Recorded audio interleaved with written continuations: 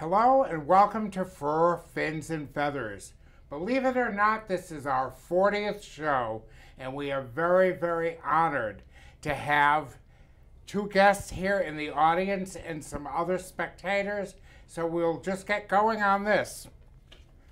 We have Dave Farrow, a very well-known sculptor, weather vane sculptor. Yes. Okay, we have, and John in the audience too. We have John Vieira. And John, what do you do? I'm a resident artist at Farrow Weather Vanes, and I do a lot of the work that we have coming in. Yeah, I've been working at it for about a decade now, and it's definitely a passion of mine. Very good, welcome. And Thank now you. we can pan out to our audience here. We have Kit McCaughey, and what do you do? Well, I sit at the desk across from Dave, and I take lessons from him, and sometimes he just asks me to explore and try something like wire wrapping that may go with a piece. And I just have the great opportunity to watch these artists work. And you're learning and having fun. Yes. And then we have Mike Barnes. Mike, you are a new member of the team, correct? Yes. What do you do? I'm still learning to make weather vanes. And having fun. Yes. Very good. Well, he's got a great history as an artist too, though. He's a lifelong artist. I just wanted to point that out. You know, he's being humble. Anyway. And I've seen some of his work, and it's very beautiful. Yeah. Very nice. Dave, how did you get into the weather vane business? 30 years ago, I was working for a company that sold sheds, and one of the things that we sold with the sheds were small weather vanes. I fell in love with them, realized that I could build a company around that one product, and I gave it a shot, and here I am 30 years later, still doing it and still loving it. And so every day you go to work, you're having fun. Every day. I quit working 30 years ago. Now I just do what I love. Tell us about some of now you have made hundreds and hundreds of weather vanes. Yes. A lot of our interests would be, our readers' interests would be dogs and pets and animals and grasshoppers and things of that nature. Are you a dog person? Absolutely. As a matter of fact, my dog is sitting right over there. Copper, Hi, say Copper. hi. Very good. Tell us about your interest in, you do a lot of nautical work. We do? And you do other things, but talk about the dogs. Sure. We're different than some other companies that make weather vanes in that we specialize in their specific dog rather than just a breed. Earlier, you and I had talked about the different breeds that we do, and I don't think that's quite as important as the fact that we do the customer's dog. So if, like, for example, we're working on a Norwich coming up, and when we do our research, we're not researching a Norwich Terrier, we're looking at photographs of the customer's Norwich, and then we sculpt the piece to represent their dog, not just a Norwich. So that's kind of where it's different. So they're not generic. They're not generic breeds. They're not just generic breeds. No, they're not just an off-the-shelf piece. We specialize in working with the customer to get just the right pose, the right characteristic. As you being a dog person, you realize that 100 people can have a Norwich, and yet they all look different. One's a little chubbier, one's a little slimmer, one's coat is trimmed down a little more, one's a little shaggier. So we specialize in giving them exactly what they want. And your weather vanes are delivered all over the world, correct? All over the world. We have weather vanes, obviously, all over America, and at least one weather vane in 100 countries outside of the U.S. And there are some countries that we send to regularly, like England, of course, France, Germany.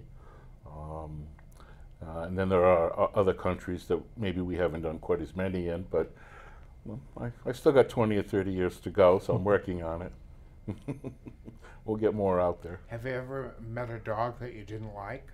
I never have. No, I absolutely love making dog weather vans. And I think that's a reason why a lot of customers come to us for their dog weather van, because we love them so much that we put that heart and that soul into the piece that we do for them.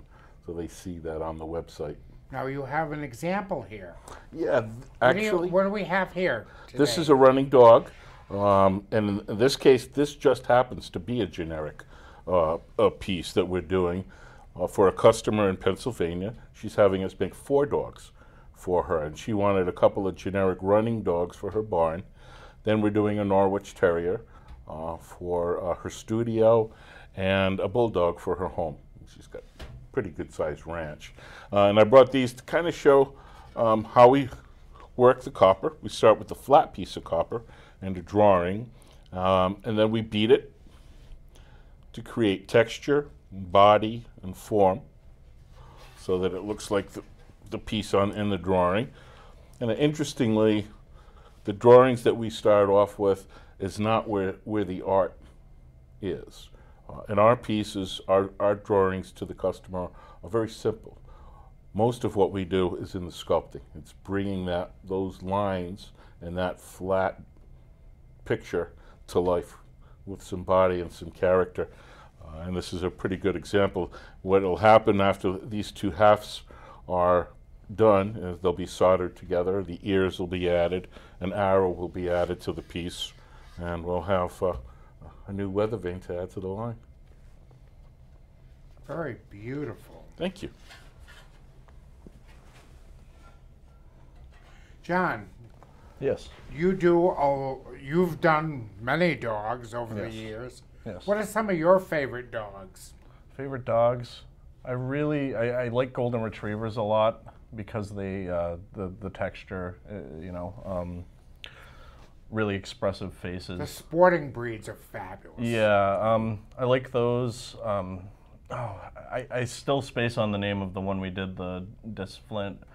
Bouvier. Yeah. Display. Bouvier de Yeah, France. that Yes. was a really fun, because it was a really hairy dog. So creating that texture, I'll often grab pieces of scrap and I'll try out new textures and new ideas, to try and achieve what I can see in my mind, Now you're a musician. Correct, yeah, that was my background for many years, still is, but it's kind of taken a, little bit of a side to what I do now here, How did you develop that interest in sculpting? It just kind of happened. I mean, I've always been interested in both music and art in general. I had a little bit of experience with some metalworking, and I met Dave, and he was looking for someone to study under him, and I took the chance. And I remember making my first piece, and it was really, really frustrating at first because it's a difficult. There's a big learning curve here, but once I completed that first piece, I don't know, something clicked in me. I fell in love with it, and I knew this was what I wanted to do for the rest of my life. So here I am, still at it, and no plans to change that. So that's kind of my story, I guess. And you've done some beautiful work with many different breeds. Oh, thank you. And your nautical work is very impressive too. Could you touch on that? Well, being in New England, obviously, Yeah. if we can't make a nice ship or a nice fish, Yeah. then we're not going to be in business long. Fish are one of my favorite weather vans. I think they're just a very natural figure to be up in the sky. They have the fins and the body to point it and to turn it. Just like the rooster is always picked for a weather vane because the tail helps to turn it so easily, but I got a thing for fish. And ships are always in vogue. Everybody loves to have an old New England weather vane on their house, whether it's here on land or on the islands like Nantucket, Martha's Vineyard. We send a lot of pieces out that way. So you're always learning. and we're always learning. Incidentally, the same thing with boats than with dogs. A lot of customers will come to us because we can do their specific boat. If they have a particular sailboat or power boat and they want to put their own boat as a weather vane up on the roof, we can do that for them. I'd like to touch on that too, because one thing that we do offer on our website is that we offer a blog. So every piece we're working on, we're updating with photos, and the customer can go and comment on that and say, I like this, or hey, could you add this? So we're they're working able to with them. follow along as we make the piece. Yep. And see what we do. That's fascinating. It's been fun. The customers have really taken to the blog. That was his idea, as usual. Yeah. But they've really taken to it, and I like it too. It kind of gives you a little back and forth with your client, and it's important to us because it allows us to get it right. Yeah. Well, we want them to be happy. If the sail's not in the right place, or if the dog's a little too fat, they'll let us know and we'll correct it. We'll make sure the weather vane that they get is just right. Yep. The heritage breeds are something that fascinate me. Okay. Basically because of my knowledge of terriers and my, judging and everything. And unfortunately, many of the terrier breeds are dwindling in numbers. But we hope with some promotion here that we're going to be able to see a resurgence. That'll be good. So what other things do you make weather vanes and design weather vanes? Other pieces, smaller pieces? Garden pieces? We do some garden pieces if the customer would like us to do it, but our strength is mostly on the unique pieces and on the larger pieces. There are other companies out there that, kind of produce high production. They'll do some smaller pieces. So we specialize in the nicer stuff and in the larger stuff. But garden pieces are always something that we enjoy doing. Not too long ago, we made 3 fish weather vanes to go in the garden, and she placed them just above the flowers so that when the wind blew, it would look like a school of fish swimming above the flowers. Beautiful. Yeah, it was really nice. That is fascinating. Talk about your dog. Copper, came into the family about 10 years ago, and she's the shop dog. She comes to the studio with me every day for the past 10 years, and she sits there and she acts as a security guard. Anyone who comes to the door, she'll let us know right away, and then she goes and checks the people out, make sure they're okay. good people, make sure they're okay, and she just gives us a lot of love and keeps us on our toes all day long. If someone's not working, she'll let me know. What is a work day for you, gentlemen? We actually have a small work day and work week. We do 40 hours or so, and 7-8 hour days.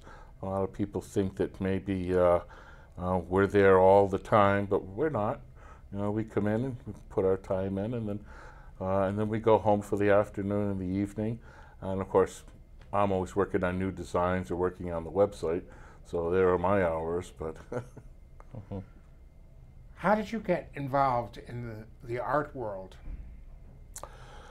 I think... Do you do anything else besides weather vanes? Do you paint or anything? Not really. I don't think I'm much good at anything else. But ever since I opened that first box of crayons when I was 5 or 6, I've been hooked on being creative, and I was lucky to find something that I could do and make a little money at it. Absolutely. Yeah. I can still remember the day that I realized I'd do this for the rest of my life. And you enjoy doing it? I do, very much. And I enjoy having the people around me, too, and sharing it with me. Yeah, it's very much a family atmosphere, Yeah. John came in about 8 years ago, was it? 7 or 8 years ago? I kind of lost track of time flies, at this point. Sure. He came in and studied under me for a while. He's done his apprenticeship, and now he's a full-fledged artist. And he's, I'd say, one of the top 3 or 4 in the world right now as far as weather vane makers go.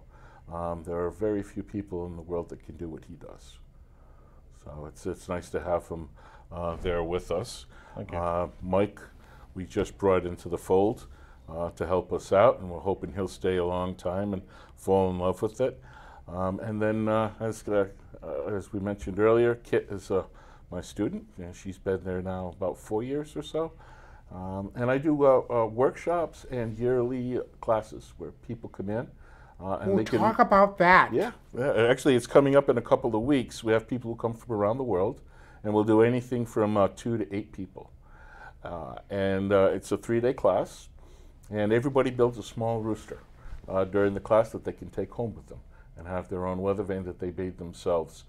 Through the Having just been in the Azores, I fell in love. I was chasing roosters throughout Fayal and Pico, looking at roosters. And I sat out on the balcony in the morning, had my coffee, and watched and listened to the roosters. And they were fascinating.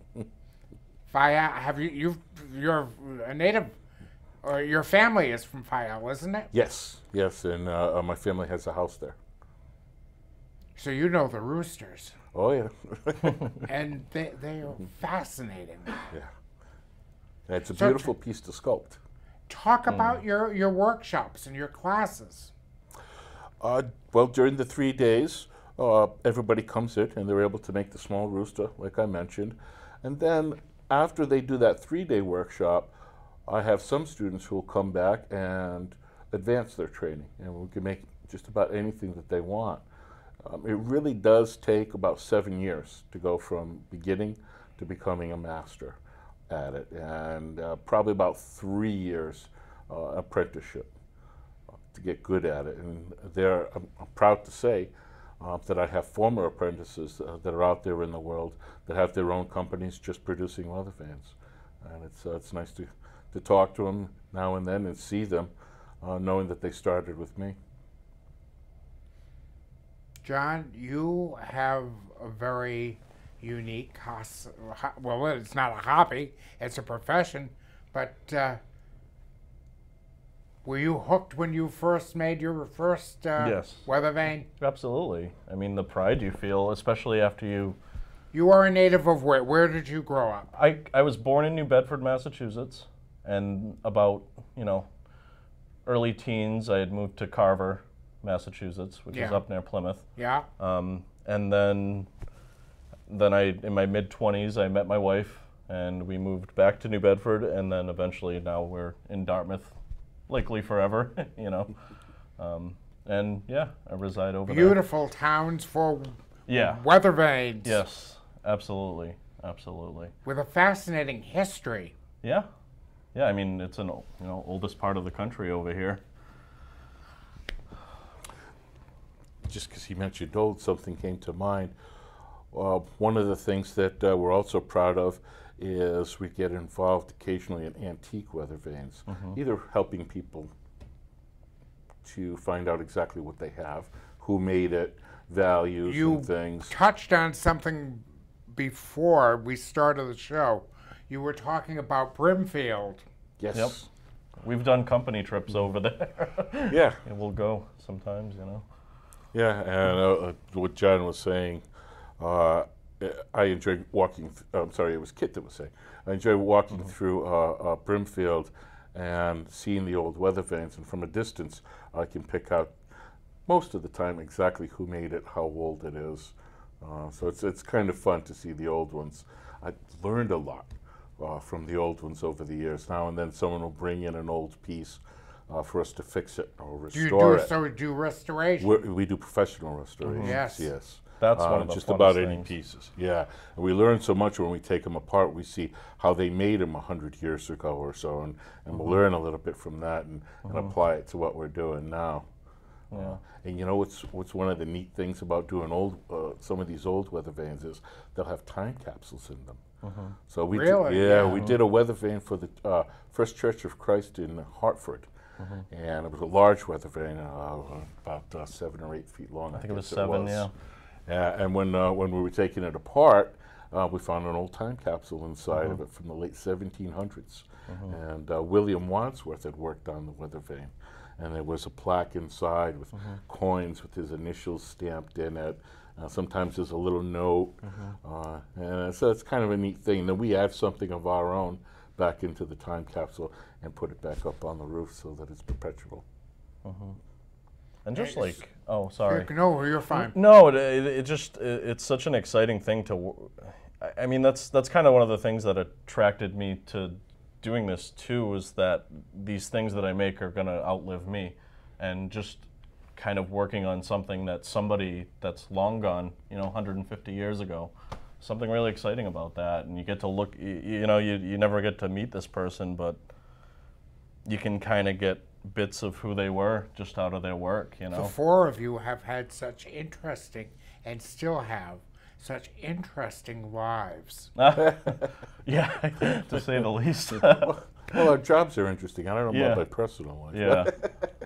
The job is definitely interesting. Like what he's saying is, it's an interesting place to be where you have this perspective looking back 100 or 200 years of weather vane making, but we also kind of look ahead, thinking about the pieces that we're making and when where they will be 100 or 200 years from now. You never know. The hope is always that it's going to go for lots of money at a Sotheby's auction or something. And, that would be nice. Yeah. Yes, that would Not that definitely we'll be see good. we any may of not it, but- see it, but it's a nice thought. Yeah. How did you get interested? We're talking a little off camera, but how did you get, Kit? How did you get interested in weather vanes? So, my youngest son graduated high school, and I was feeling a little bit lost. So I stopped in to a friend of mine who has a garage to repair a tool of mine that I was gardening with. And I looked around, and he had all these weather vanes and some stained glass. I said, have you made these? He said, yeah. And he told me that he had taken a class from Dave. Yes. And so, That ignited a spark. yes. And so he said if I wanted, I could come to his shop after hours, and he would pass on what Dave had taught him. But after a few years, he was like, you know what? I think you have to go to the master. I think you need to just take a ride over to Warren and sit yourself down with Dave Farrow. So I wrote Dave an email, and I asked if I could take his advanced class. And I sent him some of the pictures of things I had done and talked about his student. And so he said, well, maybe you want a job. So I came in, and, like everybody else, you're in awe of the pieces that surround you. And I just feel really fortunate that Dave saw something in me that was worthwhile. And, when people get all angry on Sunday night because Monday morning's coming, yeah, that doesn't happen to us. No, we look forward to Monday morning coming in and being able to work on whatever it is we're working on. When I met you and met Mike, I went home and I said, I just met two guys that were absolutely mind-boggling. I said, they are so knowledgeable and fascinating characters. I said, what beautiful work. I was extremely impressed. I'm really happy to have everybody at the shop, but Kit and I have become real good friends over the years. It's gotten to a point that if she doesn't come in that day, I don't work on my bench. I go sit at the desk and sulk all day long. She's my muse. And Mike had some beautiful pieces that he was very kind enough to share with me and talked about, and I thought that was fascinating. Yeah, he's taken to it faster than probably anybody I've ever seen. Faster than I did. Yeah, Absolutely. when he came into the shop, I was interested in him because he brought a portfolio with him, and there were a lot of drawings, and he's a tattoo artist as well, and I could see that he had a real vision for pieces. He had depth perception. He understood the pieces that he was drawing. So I figured, yeah, let's give it a shot, and You it's have really rare talent. it's really translated into his work on the bench, into the copper pieces. So Yeah. I'm real happy. Great attention to detail in general. He can He see it. explained something and I was amazed. I said, wow. I said, this young guy has real talent. That he does. How does, now, you've got a website. Talk about your website. Excuse The me. website's fairly large. I think it's about 1,800 pages or so. And there are probably 800 or 900 weather vanes on there that you can look at, all different designs. So it's more of an archive of everything that we've done. You can order pieces from there as well. But again, most of our customers that come in are looking for something special for them. So even though we have 900 weather vanes on the website, we never have what the customer's looking for because they want something special. But we love that because we get bored doing the same piece all the time. So this allows us to keep our interest and keep our attention on the bench all the time. But you can go to the website and see the different weather vanes and the different finishes and the different sizes. But there's a lot more to our website also. There are sections with the history of weather vanes. There are sections for kids where they can go and they can learn a little bit about weather vanes from a young perspective. There are coloring books that they can download. So there's a lot there. So there's a great deal, I'm sorry. No, I just wanted to add to what he said is that even if we are making a piece that somebody orders from the catalog, it's still like everything you see, everything is hand cut, everything is hand hammered. We use tin snips to cut everything. How many devices and tools do we have Very few that are tools, electric, yeah. you know? Yeah. We're using some seriously old tools, but everything is hand done. So each piece, even though somebody goes to our website and says, I want this, it's still gonna be unique to them because nothing is mass produced. And we never do the same piece twice exactly. Right. Even if you're ordering something from the website, say there's a particular sailboat and you want that sailboat, we always do something different on the next piece so that there's never two exactly And your the same. work is available all over the world. Or you said 100? 100 countries, 100 yeah. countries? Yeah, once upon a time we used to have a map and put pins in it where What they are were. some of the but, most unique places you've sent weather vanes to? let's see. I know there was we have a piece in Turks and Caicos Island. Nice. We have one there. I did a rooster weather vane not too long ago for the editor of a newspaper in Turkey. Interesting.